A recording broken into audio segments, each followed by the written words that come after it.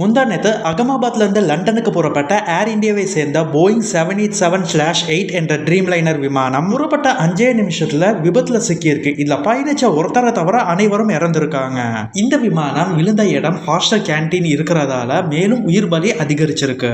இந்த சம்பவம் இந்தியா உட்பட உலகத்தையே அதிர்ச்சி அடைய செஞ்சிருக்கு. மேலும் ஒரு அதிர்ச்சி என்னன்னா, இந்த ரக விமானம் வெளிவந்த 14 ஆண்டுகள்ல இதுதான் அதோட முதல் விபத்துன்னு சொல்றாங்க.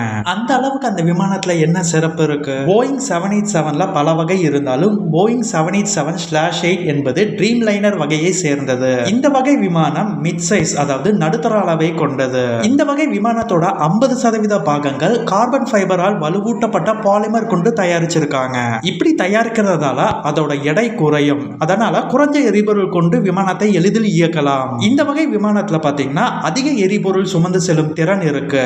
அதாவது ஒரு முறை எரிபொருளை நிரப்புனீங்கன்னா 13,530 கிலோமீட்டர் எங்கேயுமே நிற்காம முழு வீச்சில் பயணிக்க முடியும். இந்த விமானத்தோட நீளம் 186 அடி, மணிக்கு 945 கிலோமீட்டர் வேகத்துல பயணிக்க கூடியது. இந்த விமானத்தோட மொத்த எடை 227 டன்.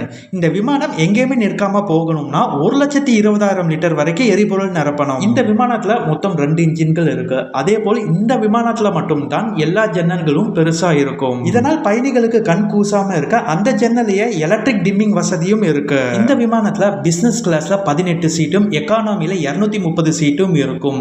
ஒரு விமானத்தோட விலை தோராயமா 1,500 கோடி இருக்கும். வசதிக்கேற்ப இந்த விமானத்தோட விலையும் மாறுமாம். ஏர் இந்தியா கிட்ட மட்டும் இந்த போயிங் 787-8 ட்ரீம் லைனர் விமானம் 27 இருக்குதாம். இந்த ட்ரீம் லைனர் 2009 இருந்து பறக்க ஆரம்பிச்சிருக்கு. இந்த விமானம் American Airlines, British Airways, Japan Airways, Qatar Airways, Air India, United Airlines, Ethiopia Airways ஆகிய விமான நிறுவனங்களும் பயன்படுத்திட்டு வருது. அகமதாபாத்ல முந்தா நேத்து விபத்தில் சிக்கிய விமானம் ஏர் இந்தியாவால் 2012 அப்போ வாங்கப்பட்டது. ஒரு விமானம் வாங்கி 20 வருஷம்க்கு அப்புறம் தான் அது பயண தகுதியற்ற விமானமாக கருதப்படும். இந்த விமானத்தோட பிளாக் பாக்ஸ் கிடைச்சிருக்கு.